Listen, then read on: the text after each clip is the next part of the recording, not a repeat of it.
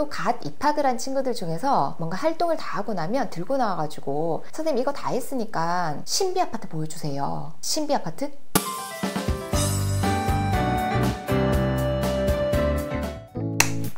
안녕하세요. 어디든 학교의 하유정입니다. 우리 친구들과 학교에서 수업을 하다가 조금 어려운 과제를 제시한다든지 하기 싫은 활동을 억지로 좀 해야 될 때 이거 다 하면 선생님 뭐 해주실 건데요? 라고 말하는 친구들이 있어요. 또 갓 입학을 한 친구들 중에서 뭔가 활동을 다 하고 나면 들고 나와가지고 선생님 이거 다 했으니까 신비 아파트 보여주세요. 신비 아파트? 아이들이 스스로 한 활동에 대한 결과에 대해서 끊임없이 보상을 바라는 친구들이 꽤 있어요. 가정에서는 그 빈도수가 조금 더 많아지기도 해요. 아이들이 뭔가 크건 작건 성취를 이룬 것에 대해서 보상을 해줄 수는 당연히 있죠. 하지만 우리 부모님들이 이 보상을 조금 더 효과적으로 우리 친구들에게 주기 위해서는 몇 가지 전략이 필요해요. 왜냐하면 아이들이 조금 더 성장시키기 위해서 준 보상 자체가 역으로 부정적인 작용을 할 수가 있기 때문이에요. 사실 우리 친구들이 연령이 어릴수록 본인 스스로 학습에 대한 동기를 찾는다든지 내가 공부를 하고 싶은 욕구가 있기 때문에 조금 더 열심히 하겠다 이렇게 생각하는 친구들은 극히 드물어요. 보상을 왜 해야 되는지 명확하게 알고 어떤 보상을 우리 아이에게 주는 게 효과적일지 또 점차적으로 어떤 방향으로 나아가야 될지 절대로 하면 안 되는 것은 무엇인지 한번 지금부터 알아보도록 합시다.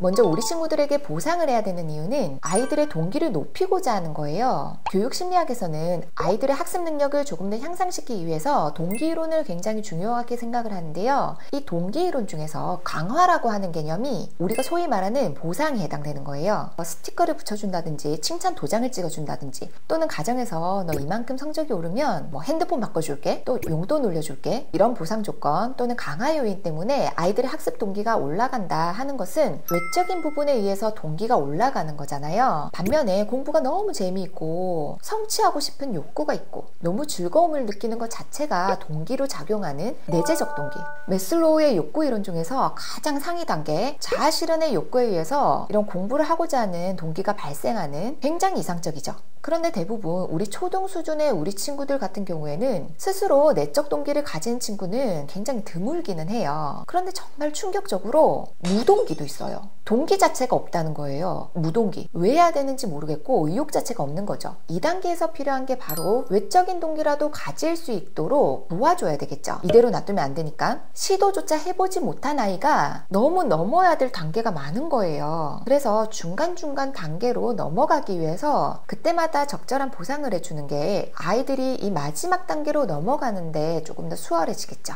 네, 우리 아이에게 필요한 적절한 당근은 무엇일까? 제가 알까요? 그건 누가 가장 잘 알까요? 아이예요. 혹시 우리 아이가 초등보다 훨씬 더 어리다 하는 경우에는 아이도 자기가 뭘 원하는지 잘 모를 수 있어요. 이럴 때 필요한 것은 부모님의 관심이죠. 아이가 무엇을 좋아하는지 어떤 것을 당근으로 주면 아이가 조금 더 성취 욕구가 생길까 라는 대답은 부모님의 관심에서부터 비롯된다는 거 꼭 기억하시고요. 그럼 외적인 강화물에는 어떤 것이 있을까? 뭐 용돈이나 스티커, 뭐 장난감 또는 자유시간 이런 것들이 외적인 강화물, 보상에 해당되는데요. 이때 꼭 조심해야 되는 보상이 있어요.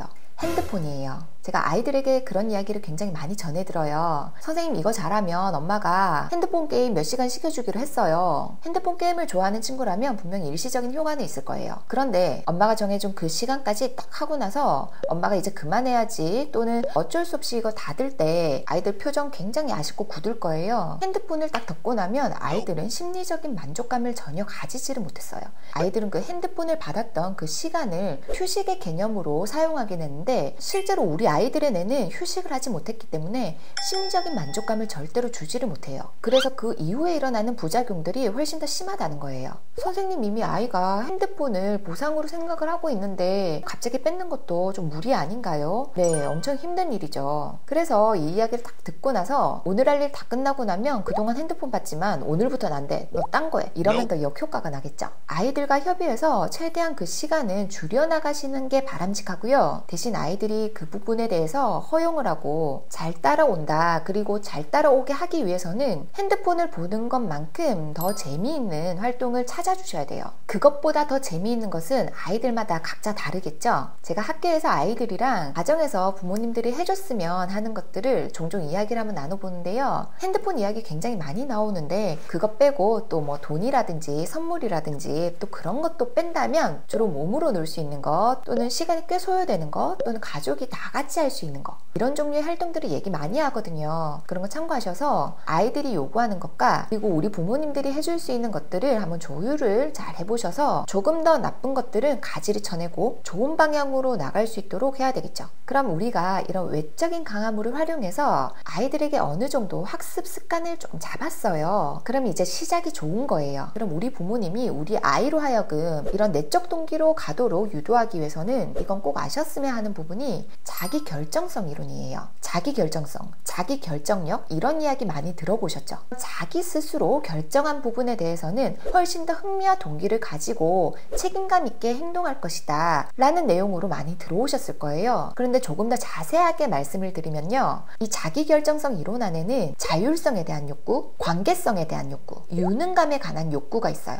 이 세 가지 욕구, 이 세 가지가 만족될 때 내적 동기가 높아진다라고 하는 게 자기 결정성 이론이에요. 먼저 이 자율성에 대한 욕구는 통제받지 않고 자유롭게 내가 결정하면서 살고 싶다라고 하는 욕구예요. 역으로 생각하면 통제받는 상황 자체가 아이들의 동기를 떨어뜨릴 수 있다는 거예요. 제가 어제 아이랑 같이 차를 타고 집으로 돌아오고 있었어요. 그런데 저희 아이가 차문을 종종 닫지 않고 내리는 경우가 있기 때문에 내릴 때 차문 좀 닫아줘 라고 말을 했어요. 그랬더니 아이가 차문을 딱 닫고 제가 내리니까 저를 막 섭섭한 눈으로 쳐다보고 있는 거예요. 제가 왜 그래? 라고 했더니 차 문을 닫으려고 했는데 왜 나한테 그렇게 말하냐 라는 거예요. 아니, 저는 그런 적이 몇 차례 있길래 또 그럴까봐 슬쩍 말했다고 생각했는데 아이가 받아들인 이 말은 스스로 하고자 하는 자율성의 욕구를 엄마가 중간에서 통제한 건 거예요. 마치 실컷 놀다가 공부 좀 하려고 하는데 누가 옆에서 야 이제 공부 좀 해 라고 하면 공부하고자 했던 그 동기가 확 꺾이는 것처럼. 그래서 어제 마음을 담아서 사과했어요. 본인도 별것 아닌 것에 괜히 화냈다고 미안하다고 훈훈하게 마무리는 됐어요. 이런 자율성의 욕구. 두 번째는 관계성에 관한 욕구예요. 친한 친구랑 뭔가 함께하고 싶다든지 또는 취미나 흥미가 비슷한 사람을 만나고자 하는 욕구. 분명 개인 편차는 있을 거예요. 그래서 아이들에게 뭔가 재미가 없을 것 같고 새롭게 시작해야 되는 어떤 활동들을 할 때 또래 집단을 형성해 주는 게 굉장히 효과적이에요. 나만 하는 게 아니라 나랑 비슷한 처지에 있는 친구들과 함께 할 때 조금 더 내적인 동기가 높아질 수 있다는 거. 마지막 세 번째는 유능감에 대한 욕구예요. 이것은 잘한다고 인정받고자 하는 욕구거든요. 이 열심히 하는 것에 대해서 선생님이나 부모님께 칭찬을 받는 행위라든지. 그래서 이 자율성의 욕구, 관계성의 욕구, 유능감에 관한 욕구를 만족시킬 수 있도록 노력하는 게 내적 욕구를 높일 수 있는 방법이 되는데요. 여기까지만 이야기를 하면 굉장히 추상적일 수밖에 없어요. 우리가 실제로 현실적으로 실천할 수 있는 전략들이 몇 가지 필요하겠죠.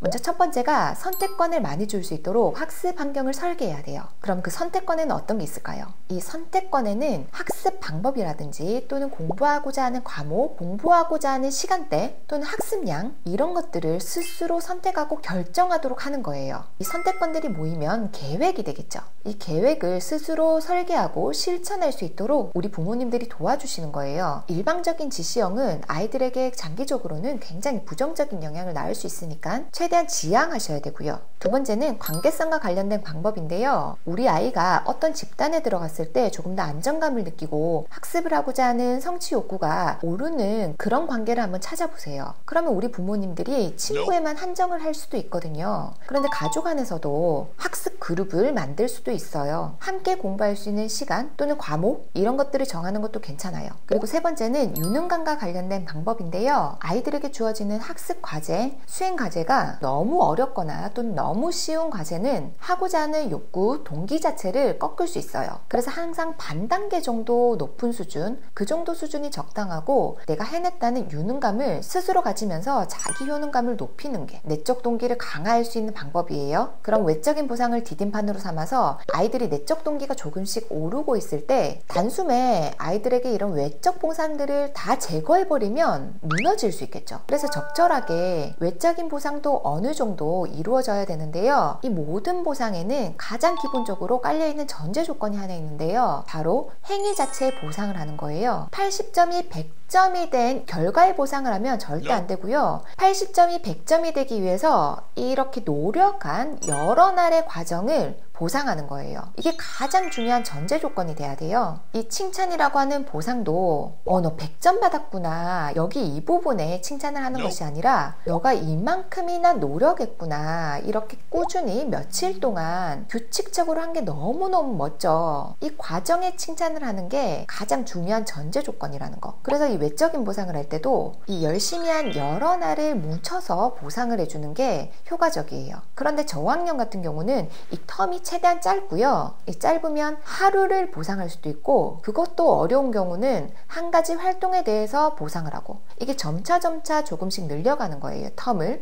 그래서 고학년들 같은 경우에는 짧게는 일주일의 과정에 대한 보상, 또는 길게 한 달에 대한 보상. 아니, 곰이 쑥이랑 마늘만 먹고 40여일을 동굴 속에서만 지냈더니 사람이 되더라 하는 그렇게 큰 보상도 있는데, 한 달이라고 하는 긴 기간 동안에는 보상이 마이쮸로는 안 되겠죠. 이런 성취의 작은 성공들을 조금씩 모아서 아이들에게 이 긴 수행을 마치면 더 큰 보상도 있다는 것을 경험할 수 있도록 조금 도와주시고요. 어쨌든 이 결과에 포커스를 맞추지 말고 과정에 포커스를 맞춘다면 아이들이 해낸 결과물이 엉망진창이라도 그 최선을 다한 그 행위가 여러 번이 모이면 결국은 장기적으로 봤을 때 마지막 결과물은 꽤 괜찮을 수 있잖아요. 그러니까 최선을 다하고 좋은 습관이 하나 형성될 수 있도록 이 부분에 초점을 맞추시면 더 좋을 것 같아요. 이 열심히 했다라고 하는 칭찬도 사실은 집요하게 봐서 구체적으로 칭찬을 해주는 게 칭찬의 효과를 더 볼 수 있어요. 막연한 칭찬보다 조금 더 구체적으로 칭찬하는 거. 우리 아이들은요, 내가 열심히 하는 모습에 부모님이 응원하고 있다는 것 자체가 사실은 가장 큰 보상이 될 수 있어요. 우리 요즘의 아이들은 생각보다 굉장히 풍요롭게 살고 있어요. 그래서 외재적 보상, 돈을 조금 더 많이 주겠다, 또는 갖고 싶은 어떤 물건을 사주겠다, 이런 보상이 순간의 동기는 확 높일 수는 있더라도 지속성은 가지기 어렵기 때문에 결과적으로는 우리 부모님들의 응원이나 칭찬, 그리고 가장 궁극적으로는 자기 스스로 만족할 수 있는 자기 칭찬, 이 방향으로 나아갈 수 있도록 지금부터 우리 부모님과 함께 노력을 하는 거예요. 아이들이 혹시 보상으로 자유시간이라든지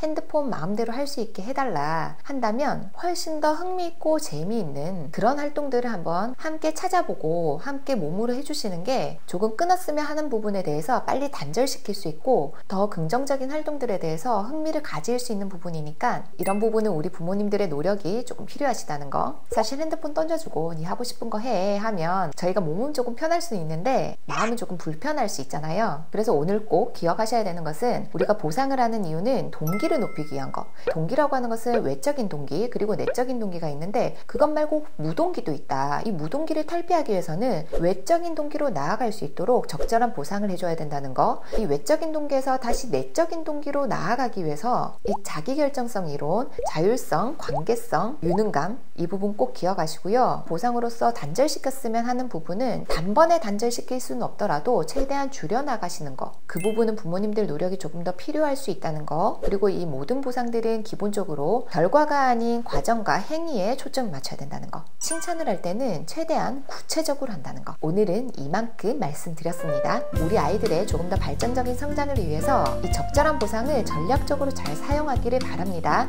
그럼 다음 시간에 뵐게요. 안녕.